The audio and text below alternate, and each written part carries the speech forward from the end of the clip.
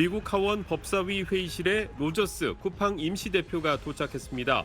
쿠팡 관련 비공개 청문회에 참석하기 위해서입니다. 로저스 대표는 한국 기자들의 질문에 답을 하지 않은 채 회의실로 들어갔습니다. What are you going to explain today? Do you have anything to say to Korean people, to Korean customers? 앞서 미 공화당 법사위 측은 한국 정부가 미국 기업인 쿠팡을 표적 공격해왔다며 쿠팡 측의 출석을 요구했습니다. 로저스 대표도 한국 정부의 차별적 대우를 당했다고 주장할 것으로 보입니다. Mr. Rogers, could you share what the committee asked today? 앞서 쿠팡에 투자한 미국 회사들은 한국의 차별적 행위에 대해 무역법 301조 차원에서 조사해달라고 미국 정부에 청원했습니다. 대법원의 상호관세 위법 판결 이후 미국이 301조를 관세 부과 대체 수단으로 꺼내든 상황이어서 오늘 청문회가 더 주목받고 있습니다. 트럼프 대통령은 어떤 나라든 대법원의 결정으로 장난을 치려 한다면 더 높은 관세와 나쁜 결과를 마주하게 될 것이라고 경고했습니다. 기존 무역 합의를 지키지 않을 경우 보복하겠다고 공언한 셈입니다. 트럼프 대통령은 관세와 이민 정책 등 핵심 과제를 내일 국정연설에서 구체적으로 밝힐 계획입니다.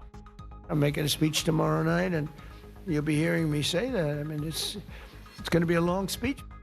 미국 의회에서 열리는 트럼프 2기 첫 국정연설은 한국 시간 내일 오전 11시에 시작될 예정입니다. 워싱턴에서 SBS 김용태입니다.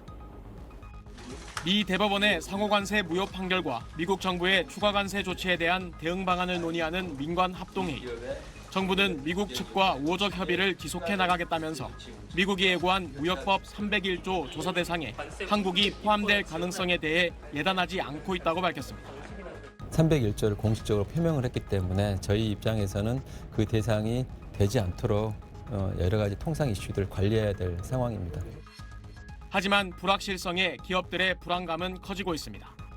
가장 우려스러운 건 미국이 상호관세로 구멍난 세수를 메우기 위해 품목 관세를 무기화하는 겁니다. 무역확장법 232조를 활용해 자동차의 품목 관세를 더 높이거나 무관세 대상인 반도체까지 안보와 불공정 무역 등을 빌미로 대상이 될 가능성도 거론됩니다. 다만 한국 반도체가 미국 AI 산업의 필수가 된 현실을 고려할 때 실제 적용까진 어려울 거란 분석도 나옵니다.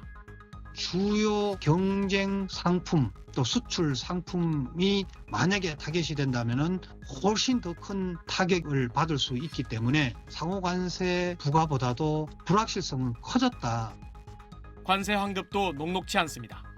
개별 기업들이 소송 등 복잡한 환급 절차를 직접 밟아야 하는 데다 적극적인 소송이 오히려 보복 관세 등 불이익으로 돌아올 수 있기 때문입니다. 먼저 나서는 기업에 대해서 상당한 그런 보복 조치를 할 가능성이 충분히 있죠. 정부가 직접 나서는 것은 오히려 피하는 게 나을 것 같다는. 정부는 대미 투자 프로젝트 검토를 변함없이 진행하는 등 차분하게 대응하겠다는 방침을 세우고 국회에 대미 투자 특별법에 신속한 처리를 요청했습니다.